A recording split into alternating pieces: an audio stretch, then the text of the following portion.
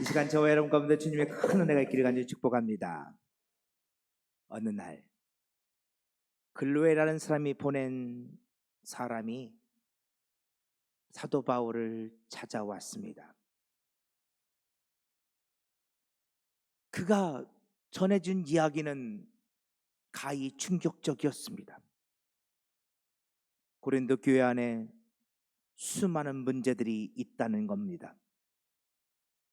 분쟁의 문제, 음행의 문제, 소송의 문제, 은사의 문제, 부활이 없다 말하는 신학의 문제, 그 외에도 크고 작은 수없이 많은 일들이 그 편지 속에 적혀 있었습니다. 사도 바울은 그 즉시 고린도 교회를 향하여 편지를 씁니다. 여러 가지 문제가 있었습니다. 그런데 사도 바울이 편지를 쓰며 제일 먼저 이야기한 문제는 분쟁의 문제였습니다. 말씀을 준비하며 제 안에 이런 질문이 생겼습니다. 왜 하필 분쟁의 문제였을까? 우리 고린도전서 5장 말씀 볼까요? 우리가 잘 이미 아는 것처럼 고린도는 매우 음란한 도시였습니다. 그리고 그 세상의 음란함이 교회 공동체 안으로 들어왔습니다. 사도 바울은 그런 음행은 이방인 중에도 없는 음행이라고 책망합니다. 심지어 어떤 사람은 그의 아버지의 아내, 쉽게 말하면 새어머니죠. 새어머니를 자기 여자로 만들었습니다. 이런 건 로마인들에게는 찾아볼 수 없는 음행입니다. 로마인들은 나름 헬라 철학을 신봉하는 사람들이거든요. 이런 죄는 저지르지 않습니다. 이방인들도 저지르지 않는 그 죄를, 음행을 지금 교회 공동체 안에서 저지르고 있다고 사도 바울은 책망하고 있는 것입니다.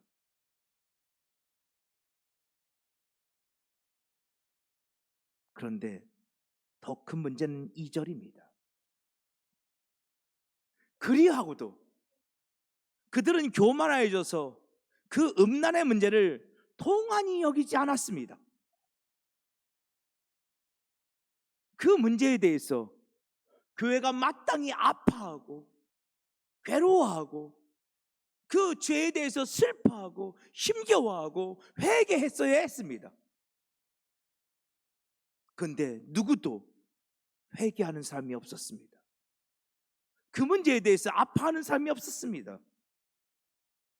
심지어 그들 중에는 그렇게 음행을 행한 자를 용납하고 받아들이는 사람들도 있었습니다. 자, 고린도 교회 안에 분쟁의 문제가 있습니다. 그리고 음행의 문제가 있습니다. 여러분이 볼 때 어떤 문제가 더 커 보입니까? 여러분, 공동체 안에 사소한 다툼이 없는 공동체가 있을까요? 물론 그러면 좋겠죠. 그러나 우리는 다 죄인이기 때문에 한 공동체를 이루어 살다 보면 나도 모르게 생각이 다르고 또 다툼이 생길 수도 있습니다. 크고 작은 분쟁에 휩싸일 수도 있습니다. 그 정도는 얼마든지 이해할 수 있는 거 아닙니까? 제 생각에는 이 음행의 문제가 훨씬 더 크게 보입니다. 그런데 놀랍게도 사도 바울은 고린도 교회의 여러 가지 문제를 다루면서 제일 먼저 분쟁의 문제를 다루고 있다는 것입니다. 다시 말해서 사도 바울은 그 어떤 문제보다도 교회 공동체의 분쟁의 문제가 가장 큰 문제라고 보았다는 것입니다. 왜 그랬을까요? 자, 12절 볼까요? 교회 공동체 안에 파들이 있었습니다. 바울파, 아볼로파, 베드로파, 심지어 예수파도 있었습니다. 여러분, 이 파들은요, 이렇게 생각하시면 돼요. 바울은 고린도 교회를 개척한 목사예요. 그러니까 교회에 아주 오래된 어르신들 그룹이에요. 교회의 역사와 전통을 중시하는 아주 오래된 초창기의 멤버들. 반면 아볼로는 바울 다음에 있었던 사역자죠. 이 아볼로파는 교회의 젊은 그룹이라고 볼 수 있을 거예요. 개혁을 말하고 변화를 말하는 젊은 그룹들. 베드로파가 있어요. 이 베드로는 고린도 교회하고는 약간 상관없어 보이지 않습니까? 그러나 이 당시 초대 기독교 안에서 상당한 영향을 갖고 있었던, 그러니까 쉽게 말하면 우리가 부여자유께서 예배드리고 있는데 저 서울에 있는 어떤 유명한 목사님, 그 목사님의 설교를 듣고 그 목사님 정말 은혜 받았어, 이런 분들이 있을 수 있잖아요. 이 베드로파예요. 야, 우리 교회도 저렇게 돼야 돼. 그리고 어떤 이들은 예수파가 있었어요. 우리는 아무 파도 아니야. 근데 내가 예수파라는 순간 내가 되게 의인인 거 아세요? 나는 되게 홀리한 것처럼, 성령 충만한 것처럼 그렇게 포장하는 사람들. 아무튼 이런 여러 가지 파들이 있었단 말이에요. 자, 바울파가 있어요. 어느 날 이 바울파의 수장이 있겠죠. 바울파를 대표하는 분이 바울파 모여라 그랬더니 바울파들이 다 모였어요. 여기 모인 바울파는 일단 내 편이에요. 내 편. 모이지 않는 사람들은요, 상대편이죠. 아볼로파가 있어요. 아볼로파 모여라 그랬더니 아볼로파가 모였어요. 그들은 내 편이에요. 모이지 않는 사람은 상대편이에요. 자, 여기서 문제가 생겨요. 어느 날 바울파 중에서 어떤 사람이 이방인들에게도 없는 음행을 벌였어요. 이건 누가 봐도 잘못한 거예요. 이건 누가 봐도 하나님 앞에 죄 지은 거예요. 그런데 그 사람이 누구라고요? 내 편. 내 편. 그러니까 어떻게 할까요? 그 음행의 죄를 모른 채 하고 넘어가요. 그 음행의 죄를 덮어줘요. 그를 변호해줘요. 뭐라고 변호할까요? 교회는 사랑이야. 야, 예수님은 현장에서 가늠하다 잡혀온 여인도 용서해 주셨어. 예수 믿는 사람들이 용서해야지. 사랑은 허다한 데도 다 덮는 거래. 아니, 그 정도 용서해 줘야지. 두둔하고 나서요. 왜요? 내 편이니까. 근데 아볼로파나 베드로파가 있어요. 그들은 내 편 아니에요. 상대편이에요. 그러니까 막 공격해요. 어떻게 그럴 수 있냐고. 교회에서 어떻게 그럴 수 있냐고. 그런데 어떤 때는 그 공격이 도를 넘어요. 사람이 살다 보면 사소한 실수를 할 수도 있고 잘못된 판단을 해서 그래서 죄를 지을 수도 있어요. 여러분, 사람이 살다 보면 실수하지 않습니까? 잘못된 판단을 할 때가 없습니까? 사람이 살다 보면 있잖아요. 그거 생각하기에 따라서는 아무것도 아닌 문제예요. 그런데 그걸 막 캐집어요. 그걸 들춰내요. 그걸 가지고 공격해요. 가끔 정치권에서 그런 일이 벌어지잖아요. 내 편이 무슨 잘못을 했어요. 그러면 변호를 해요. 그거 감추려고 애를 써요. 분명히 잘못했는데도. 근데 상대방이 뭔가 조금만 실수하잖아요. 말 실수 조금만 하고 행동의 실수 조금만 하면 막 그거 갖고 어마어마하게 공격해요. 그 말 들어보면 그 사람은 인간도 아니야. 세상에 그렇게 나쁜 사람이 없어. 근데 나중에 알고 보면 별것도 아니야.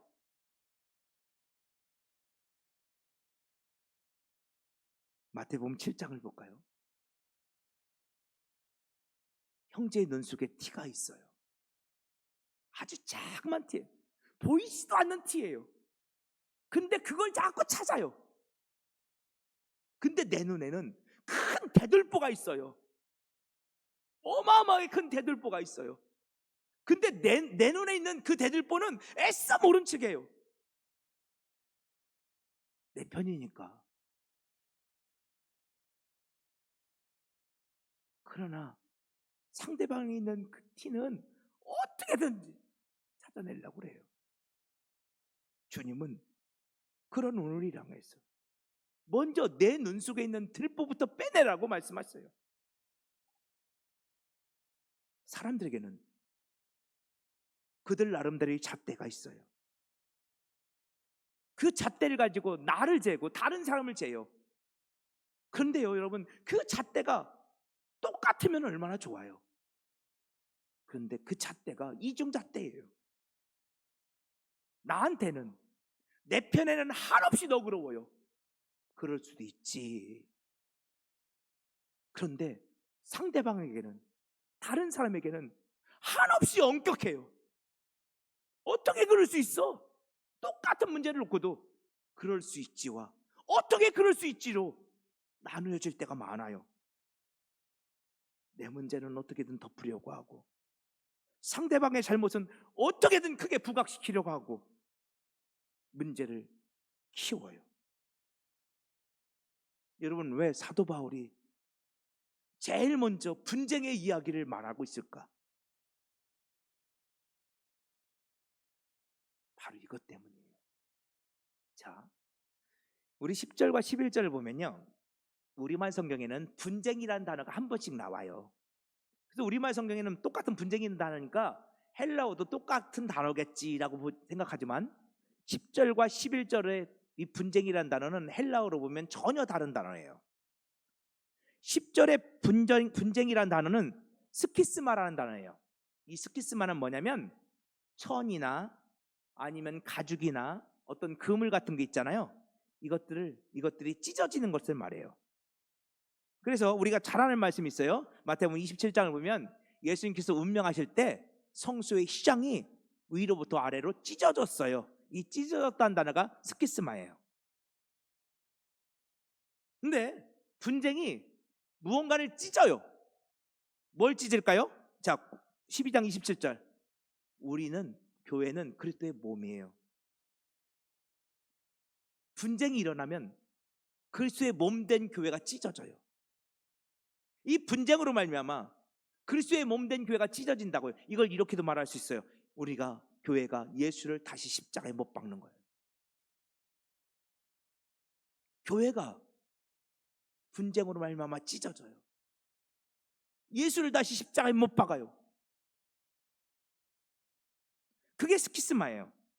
그런가 하면 11절에 분쟁이 있어요. 이 11절의 분쟁은 에리스라는 단어가 쓰였어요. 에리스. 근데 에리스가 재밌어요. 그리스 로마 신화 중에요, 에리스라는 여신이 있어요. 이 에리스의 여신은요, 분쟁의 여신이야. 가는 곳마다 분쟁을 일으켜, 싸움을 일으켜. 이게 에리스예요. 어느 날 바다의 여신인 테티스가 결혼을 했대요. 근데 테티스가 볼 때 이 에리스가 오면 이 결혼식장에 다툼이 일어나, 분쟁이 일어나. 그래서 테티스가요, 에리스를 결혼식에 초대를 안 했다네요. 결혼식 날이에요. 다른 신들은, 이게 다 신들 얘기잖아요. 다른 신들은 테티스의 결혼식장에 다 모여서 결혼식 파티를 즐기고 있어요. 근데 초대받지 못한 에리스만 결혼식장에 가지 못했어요. 그렇지 않아도 분쟁의 여신인데 이 에리스가 뿔이 났어요. 그래서 에리스에게 황금사과가 있었거든요. 너무너무 멋진 황금사과. 그 황금사과를 그 테티스의 결혼식장에다가 하늘에서 던져버려요. 근데 거기다가 뭐라고 써서 보냈어요. 뭐라고 썼었냐? 가장 아름다운 여인에게. 이렇게 써서 보냈어요. 자, 황금 사과가 있어요. 이 사과는 누가 가질 자격이 있다고요? 가장 아름다운 여인이. 자, 우리 교회 예배당에다가 예리스가 황금 사과를 던졌습니다. 자, 가장 아름다운 여인이 가져야 됩니다. 누가 가져야 되겠어요? 남자들은 빼고. 누가 가져야 되겠어요? 내가. 그렇지 않습니까? 자, 에리스가 가장 아름다운 여인에게라고 쓰고 황금 사과를 결혼식장에 던졌을 때 결혼식장에서 난리가 났습니다. 신들 가운데 다툼이 벌어졌어요. 결국 이것 때문에 신들의 다툼이 인간의 다툼이 되어지고, 그래서 그리스와 트로이의 전쟁, 트로이 목마로 유명한 그 전쟁이 벌어졌다는 거예요. 그게 그리스 신화예요. 아무튼 이 다툼과 전쟁을 일으키는 신이 에리스예요. 그래서 헬라어 에리스는요, 다툼, 시기, 분쟁을 뜻하는 단어예요. 다퉈요. 분쟁을 일으켜요. 근데 이유가 중요해요. 왜 다퉈요? 황금 사과 때문에요? 아니요. 내가 가장 예쁘다고 생각하기 때문에, 내가 가장 아름답다고 생각하기 때문에 다투는 거예요. 아무리 황금 사과가 있다 할지라도 내가 가장 아름답지 못하다고 생각하면 다툴 이유가 없어요. 그 황금 사과는 가장 아름다운 여인이 갖게 돼 있으니까 가장 아름답다고 여기는 여인들만, 이 여신들만 싸우게 되어 있는 거죠. 제가 설교를 준비하는데 동화 하나가 또 생각났어요. 백설공주 이야기. 백설공주에게 계모가 있어요. 왕비죠. 이 계모가 요술거울에게 날마다 물어봐요. 거울아, 거울아, 이 세상에서 누가 제일 예쁘니? 이 왕비가, 이 계모가 기대한 대답은 뭐예요? 물론 왕비님이시죠. 이런 대답을 기대했어요. 근데 이 요술거울이 뭐라고 말해요? 백설공주가 제일 예뻐요. 그 요술거울의 그 대답이 이 왕비를 분노하게 만들었어요. 그래서 이 왕비는 백설공주를 죽이고자 합니다. 왜요? 나보다 더 예쁜 사람을 두고 볼 수가 없었어. 세상에서 내가 제일 예뻐야 하니까. 백설공주 이야기 속에서는 백설공주의 계모만이 그런 생각을 하고 있습니다. 나머지는 다 좋은 사람들이에요. 그러나 우리들이 살아가는 현실 속에서는 나를 포함한 우리들 대부분이 다 그런 생각을 하며 살 때가 있습니다.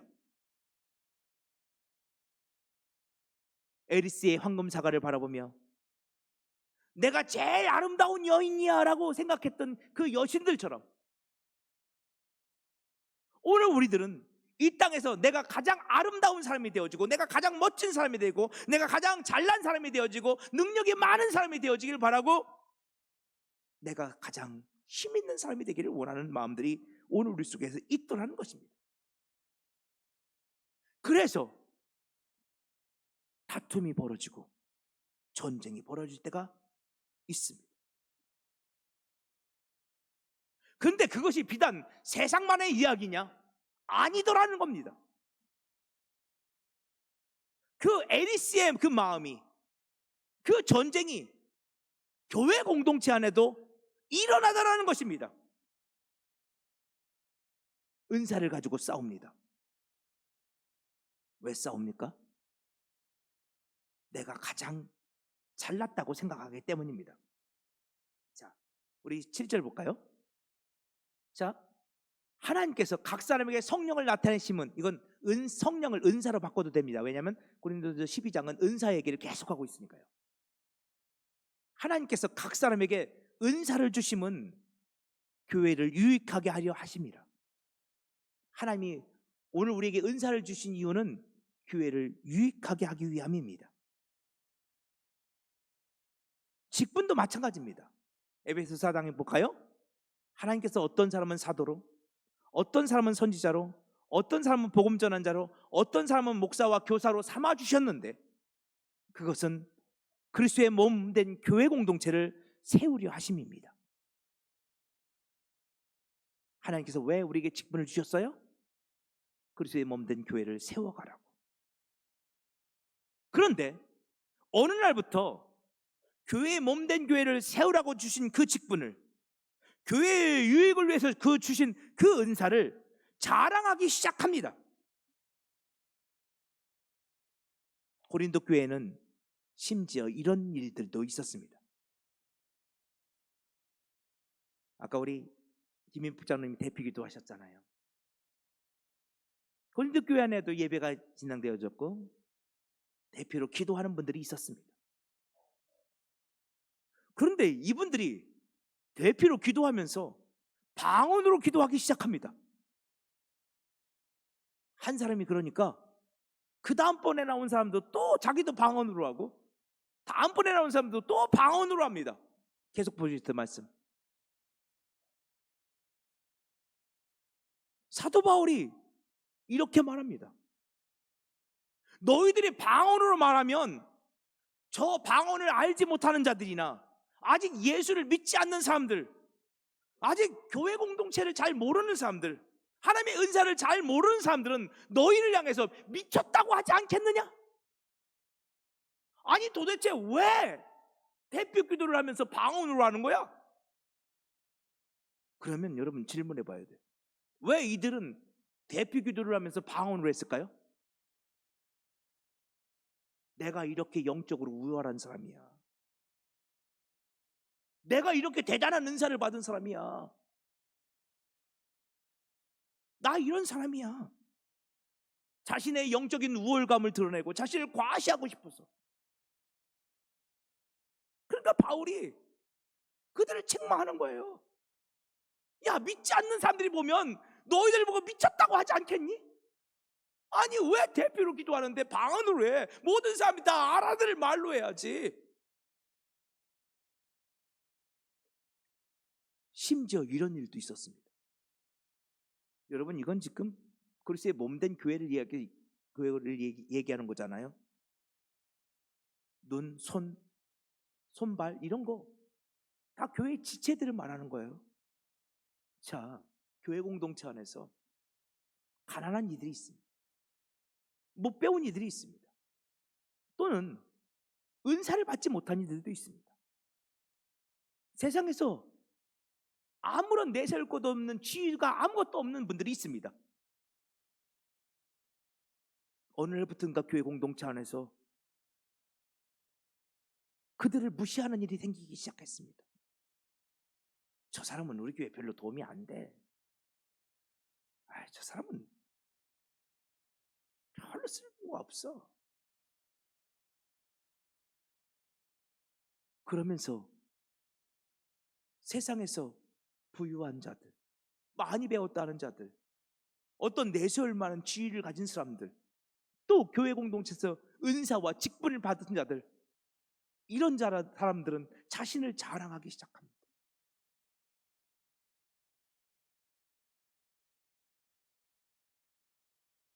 다시 에베소서 4장 볼까요? 하나님께서 왜 직분을 주셨습니까? 성도를 온전하게 하여 봉사의 일을 하게 하라고. 봉사하라고, 섬기라고 직분을 주셨고 은사를 주셨습니다.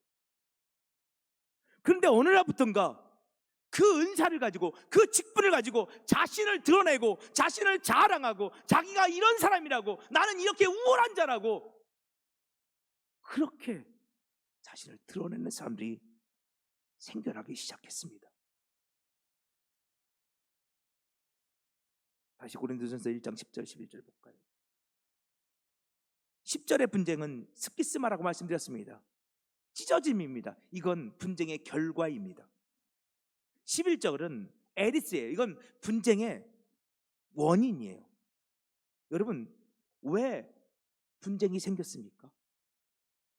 나를 자랑하고 싶어서, 나를 드러내고 싶어서, 내가 얼마나 우월한 자인지, 내가 얼마나 잘난 사람인지, 뛰어난 사람인지 어떻게든 나를 드러내고 싶어서, 그래서 분쟁이 생겼고, 10절, 그래서 교회의 몸된 교회 공동체가 찢어져 버렸습니다.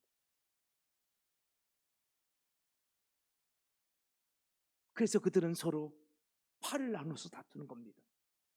네 편 내 편 그러면서 내 편의 잘못은 어떻게든 가려주고 상대편의 잘못은 어떻게든지 부각시키고 어떻게든지 들춰내려 하고, 그러면서 우리는 훨씬 우월하고 우리는 훨씬 더 뛰어나고 우리는 훨씬 더 잘났고.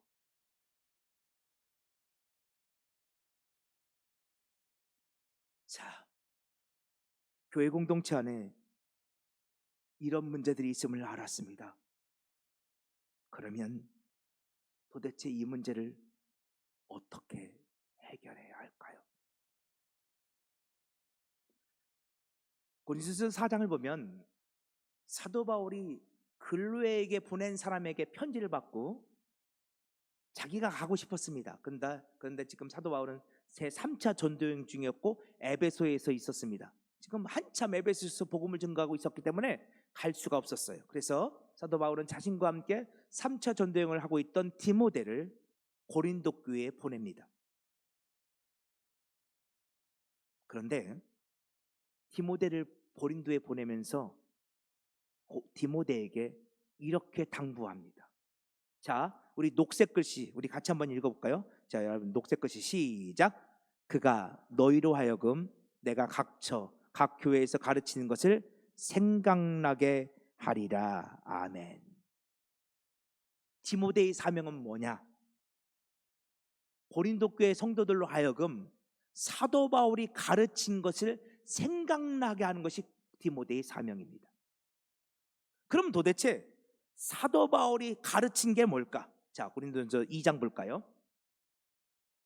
자, 우리 빨간 글씨만 1절 2절 같이 읽어봅시다. 시작. 내가 너희에게 나아가 하나님의 증거를 전할 때에 예수 그리스도와 그가 십자가에 못 박히신 것 외에는 아무것도 알지 아니하기로 작정하였습니다. 아멘. 사도 바울이 뭐만 전했대요? 예수 그리스도가 십자가에 못 박히신 것만 전했대요. 이걸 한마디 말하면 십자가에 못 박힌 예수만 전했대요.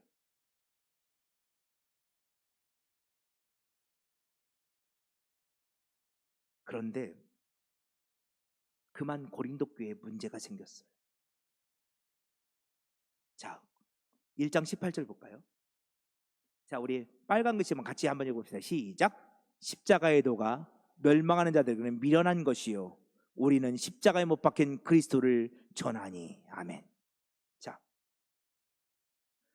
고린도 교회 안에 교회를 다니고 있지만 아직 예수를 만나지 못한 사람들이 있어요. 아직 십자가에서 죽으신 예수가 무엇을 의미하는지 모르는 사람들이 있어요. 교회 안에 있어요. 그래서 멸망하는 자들이라고 나와 있는데 이건 나쁜 말이 아니에요. 아직 예수를 만나지 못한 분들은, 그들은 구원받지 못한 자들이잖아요. 그들이 교회 공동체 안에 있다고요.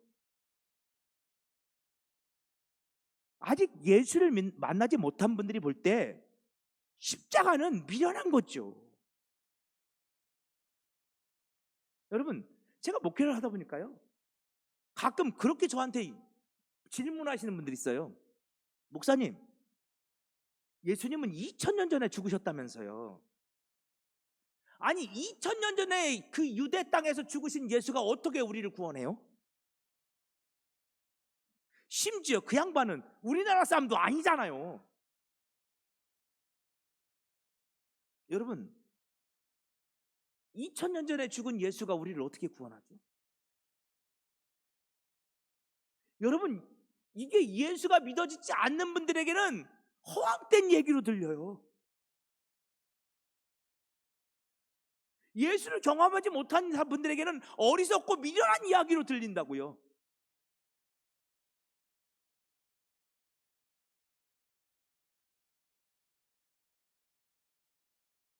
고린도 교회의 문제가 뭔지 아세요? 사도 바울은 십자가에 죽으신 예수만 전했어요. 그리고 사도 바울이 교회를 떠나왔어요. 시간이 흘러갔어요. 그러는 과정 속에서 고린도 교회 안에 두 부류가 생겨나기 시작해요. 사도 바울과 그 외에 있었던 아볼로를 통해서 예수를 만나고 예수 십자가를 경험하고, 그래서 그 십자가가 하나님의 능력이라, 우리를 구원하는 능력이라 믿게 된 사람들이 있어요. 그런데 교회를 다니지만 여전히 예수를 몰라요. 교회를 다니지만 여전히 십자가를 몰라요. 고린도 교회 안에 이 두 부류가 있었던 거예요. 자, 그러면 정상적인 교회라면 어떻게 진행이 돼야 좋아요? 예수를 만나지 못한 분들이 이 예수 만난 사람들을 통해서 예수를 만나게 되고 구원을 경험하고 예수의 죽음이 나의 죽음이고 예수의 부활이 나의 부활임이 고백되는 역사가 나타나는 교회가 되어야 되겠죠. 시간이 갈수록 점점 그렇게 되어져야 되는데 고린도 교회는 거꾸로 되어졌던 거예요. 시간이 갈수록 점점 예수 십자가의 죽으심을 믿지 못하는 사람들이 교회의 중심 세력이 되어져 가고 있었어요. 그들이 교회의 리더가 되어져 가고 있는 거예요. 그들에게 있어서 하나님 주신 은사와 직분은 나를 드러낸 도구일 뿐이에요. 나를 자랑하는 도구일 뿐이에요. 고린도 교회 안에서 점점 그들은 예수에게서 멀어져 가기 시작했어요. 다시 한번 고린도전서 2장 1절을 보세요. 사도 바울은 녹색글씨 하나님의 복음을 증거할 때 말과 지혜, 아름다운 것으로 하지 않고 오직 십자가에 달리신 예수만 전했대요. 여러분, 말과 지혜, 아름다운 거 번역이 좀 어려운데 그냥 아름답게 들리는 말, 지혜롭게 들리는 말로 말하지 않았다는 거예요. 온갖 미사역을 써가면서 그렇게 말하지 않았어요. 지혜롭게 들리는 말로 하지 않았어요. 이게 무슨 말이야? 지혜롭게 하나님 복음을 전해야지. 자, 4절 이하를 보면 이게 무슨 말인지 알 수 있어요. 자, 보세요. 사람의 지혜가 있어요. 세상의 지혜가 있어요. 사도 바울은 사람의 지혜로 복음을 전하지 않았다는 거예요. 하나님의 지혜로 복음을 전했대요. 그 하나님의 지혜는 은밀한 가운데 감추어진 지혜예요. 이 땅의 그 어떤 통치자들도 전혀 알 수 없는 감추어진 지혜예요. 그런데 2장 4절 녹색 글씨, 성령의 나타나심으로 알 수 있는 지혜예요. 사도 바울은 이 하나님의 지혜를 가지고 복음을 전했어요. 그런데 고린도 교회 안에서 하나님의 지혜는 점점 사라지고 사람의 지혜만이 나타나기 시작했죠. 그들은 점점 그러면서 예수를 잃어가고 십자가를 잃어갔어요. 그들은 복음을 잃어갔어요. 사도 바울이 고린도 교회 문제의 핵심을 꿰뚫고 있는 거예요. 다시 고린도전서 4장 17절 보세요. 왜 사도 바울이 디모데에게 너는 가서 내가 가르친 것을 생각나게 하라고 말하는지를 여러분 생각해 보세요. 지금 바울이 가르친 것은 복음이에요. 십자가에 달리신 예수, 사도 바울은 그것만 전했어요. 그것도 사람의 지혜나 아름다운 듣기 좋은 말로 전한 것이 아니라 하나님의 지혜로 전했을 뿐이에요. 그런데 지금 그 사도 바울이 들려줬던 그 말씀을 지금 그들이 잃어버렸어요. 예수를 잃어버렸어요. 십자가를 잃어버렸어요. 그래서 사도 바울은 디모데에게, 디모데야, 네가 고린도에 가거든 내가 가르친 복음, 다시 말해서 십자가에 달리신 예수 그리스도, 너는 그 예수만 다시 전하거라. 그리하여 고린도 교회 성도들이 그 예수를 다시 회복하게 만들거라. 여러분, 고린도전서는요, 고린도 교회에 수많은 문제들이 등장해요. 문제는 다 달라요. 근데요, 답은 언제나 똑같아요. 답은 언제나 한 가지예요. 뭘까요? 십자가에 달리신 예수. 답은 언제나 똑같아요. 고린도전서에서 사도 바울은 수많은 문제를 해결하는 해결책으로 사도 바울은 십자가에 달리신 예수만을 말할 뿐이에요. 여러분, 그래요. 오늘 한국 교회 안에 많은 문제들이 있어요. 오늘 우리 부여절 교회 안에도 분명 많은 문제들이 있어요. 어쩌면 오늘 우리 안에도 고린도에서 있었던 그 문제들이 어쩌면 차곡차곡 쌓여 있을지도 몰라요.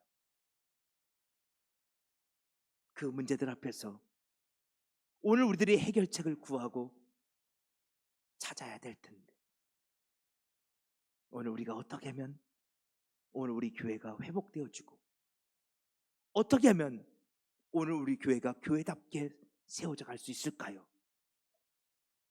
사도 바울은 우리에게 가르쳐줘요. 잃어버린 말씀을 회복하십시오. 잃어버린 십자가의 복음을 회복하십시오. 잃어버린 예수를 다시 회복하십시오.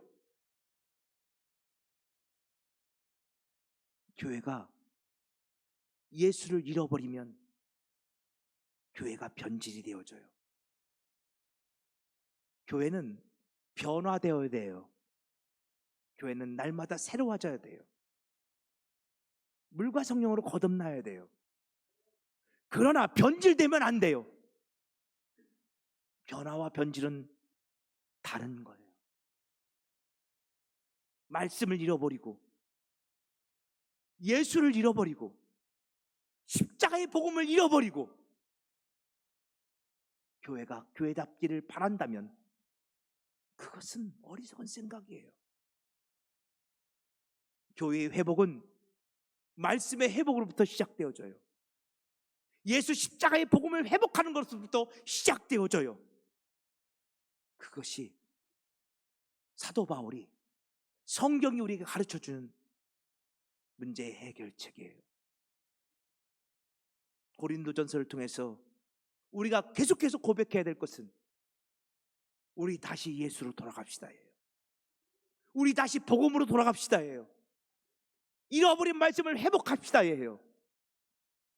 오직 예수만이 교회를 교회답게 만들어 가실 수 있으니, 오직 그리스도의 십자가만이 오늘 우리를 새롭게 만들어 가실 수 있으니 다시 예수로, 복음으로 돌아가는 것, 그것이 중요하다.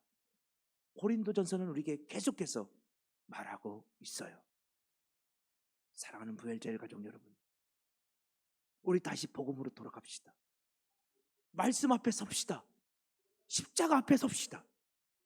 그리고 교회가 무엇인지, 오늘 하나님께서 우리에게 주신 직분은 무엇이며 오늘 우리에게 주신 사명은 무엇인지 우리 다시 한번 오늘 우리를 돌아봅시다. 과연 우리는 하나님 앞에, 말씀 앞에, 예수 십자가 앞에 바로 서 있습니까? 오늘 우리를 돌아보며 우리 안에 있는 모든 문제들이 하나둘씩 발견되어지고, 그것 때문에 말씀을 보다가 통곡하며 울고, 그것 때문에 회개가 터져 나오고, 그것 때문에 하나님 우리 교회 불쌍히 여겨달라고 기도할 수 있었으면 좋겠어요. 그것 때문에 그렇게 기도하다가 하나님의 일하심을 볼 수 있는 우리 부여절 교회, 저와 여러분 되기를 간절히 축복합니다.